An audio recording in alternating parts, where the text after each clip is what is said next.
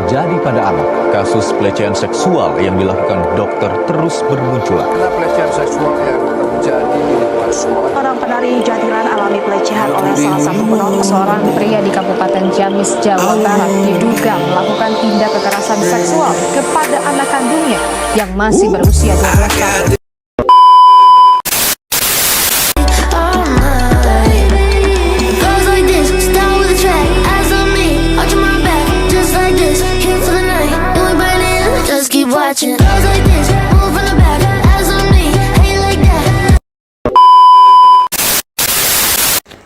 Halo teman-teman, selamat datang di vlog aku. Hari ini kita akan membahas topik yang sering dianggap tabu padahal sangat penting untuk dipahami, yaitu pembelajaran seksualitas berbasis komunitas. Nah, di vlog ini kita akan melihat bagaimana sih komunitas bisa menjadi tempat belajar yang aman, terbuka, dan saling mendukung untuk memahami kesehatan reproduksi, batasan diri, pergaulan sehat, serta cara menghargai diri sendiri dan orang lain. Yuk ikuti vlog ini sampai selesai ya, karena kita akan mengobrol santai, melihat kegiatan komunitas, wawancara singkat, tentunya mendapatkan banyak pelajaran penting. Sebelum masuk lebih jauh, kita pahami dulu apa itu pembelajaran seksualitas berbasis komunitas. Nah, pembelajaran seksualitas bukan hanya membahas hubungan biologi saja, tapi juga tentang menjaga kesehatan, memahami perubahan tubuh, menghargai diri sendiri, memahami batasan, dan membangun hubungan yang sehat, serta menjaga keamanan diri di dunia nyata maupun digital. Kenapa sih harus berbasis komunitas? Karena belajar di komunitas itu membuat proses belajar lebih dekat dengan kehidupan sehari-hari loh. Kayak orang-orang bisa berdiskusi dengan nyaman, saling mendukung, dan belajar dari pengalaman nyata. Dalam proses pembelajaran seksualitas berbasis komunitas, tentu banyak dinamika yang terjadi. Misalnya dinamika itu adalah perubahan respon atau situasi yang muncul selama proses belajar berlangsung. Ada juga yang antusias, ada yang malu, ada yang takut berbicara, bahkan ada juga yang salah paham terhadap materi yang dibahas. Seperti hal ini sangat wajar karena setiap orang punya latar belakang yang berbeda, pola berpikir berbeda, pengalaman berbeda, dan cara memahami sesuatu juga berbeda. Kadang saat pertama kali pembelajaran dimulai, suasana bisa terasa canggung. Ada yang tertawa karena malu, dan ada juga yang hanya diam, dan ada juga yang sibuk sendiri karena merasa topik ini aneh. Tapi biasanya ketika suasana mulai nyaman, peserta mulai berani berbicara dan berdiskusi. Nah, disinilah peran komunitas menjadi penting. Karena komunitas harus mampu menciptakan lingkungan yang aman, tidak menghakimi, dan saling menghargai. Sekarang kita bahas tantangan terbesar dalam pembelajaran seksualitas berbasis komunitas. Tantangan pertama yaitu adalah budaya tabu. Di banyak lingkungan masyarakat, pembahasan tentang seksualitas masih dianggap memalukan. Akibatnya, banyak orang takut bertanya. Yang kedua, merasa bersalah ketika ingin tahu atau memilih mencari informasi sendiri di internet. Padahal tidak semua informasi di internet itu benar loh. Ada juga tantangan yang kedua adalah kurangnya edukasi yang tepat. Misalnya kadang orang hanya mendapatkan informasi setengah-setengah dari media sosial atau teman sebaya. Akhirnya muncul banyak miskonsepsi atau pemahaman yang salah. Contohnya, salah memahami kesehatan reproduksi, tidak memahami batasan diri, atau tidak tahu cara menjaga keamanan diri di dunia digital. Adapun tantangan berikutnya adalah rasa malu. Ini yang paling sering terjadi loh, karena banyak orang takut berbicara karena ditertawakan atau dihakimi. Padahal bertanya itu penting supaya kita mendapatkan pemahaman yang benar.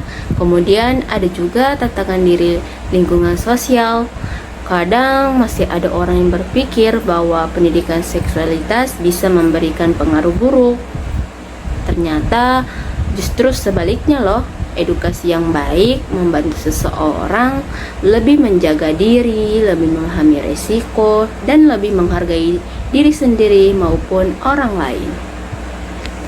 Nah, teman-teman, komunitas punya peran yang sangat besar dalam pembelajaran seksualitas. Kenapa? Karena komunitas bisa menjadi tempat belajar yang lebih dekat dengan kehidupan sehari-hari. Dalam komunitas, biasanya orang belajar bersama tanpa tekanan. Mereka bisa saling mendukung, berbagi pengalaman, dan belajar memahami sudut pandang orang lain. Selain itu, komunitas juga membantu menyebarkan edukasi positif kepada masyarakat loh. Misalnya dengan seminar, kampanye kesehatan, diskusi kelompok, konten edukasi, atau kegiatan sosial yang lain. Komunitas juga membantu mengurangi stigma terhadap pembelajaran seksualitas. Semakin sering masyarakat mendapatkan edukasi yang benar, maka semakin terbuka juga pola pikir masyarakat. Hal ini yang paling penting dalam komunitas harus tetap mengutamakan nilai, yaitu saling menghormati, menjaga etika, dan menggunakan bahasa yang sopan serta edukatif.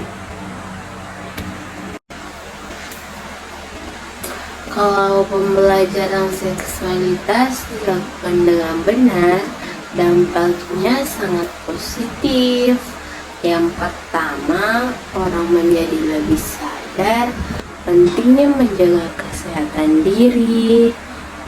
Dan juga yang kedua, orang menjadi lebih memahami batasan pribadi.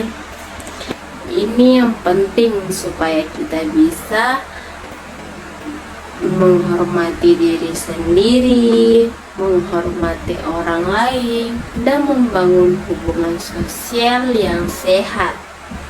Dan juga selain itu, edukasi yang baik juga membantu seorang lebih berhati-hati dalam menggunakan media sosial. Sekarang banyak sekali kasus seperti penipuan, bullying, pelecehan digital, dan penyebaran informasi pribadi.